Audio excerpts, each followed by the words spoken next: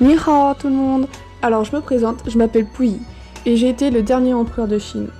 Bon, alors j'ai pas une histoire super joyeuse et c'est pour ça que Diane m'a envoyé à sa place pour que j'essaye de me présenter sous un jour plus drôle et sympathique. Donc c'est parti. Ma famille à moi c'était les Qing, aussi appelés les Mandchous. Bon alors vu qu'ils venaient de Mandchourie, je pense que ça te paraît plutôt logique qu'ils s'appellent comme ça. J'avais 3 ans quand Sissi, le vieux Bouddha, m'a choisi comme successeur au trône. Bon, perso, j'avais pas trop envie d'y aller. Donc la seule qui a pu m'y convaincre, c'était ma nounou, Madame Wang. C'est d'ailleurs la seule pour laquelle j'ai eu de l'affection dans la cité interdite pendant mon enfance, car je n'aimais vraiment pas Sissi et les autres douairières. Bientôt, je perdis mon nom d'empereur de Chine. Je deviens juste empereur de la cité interdite.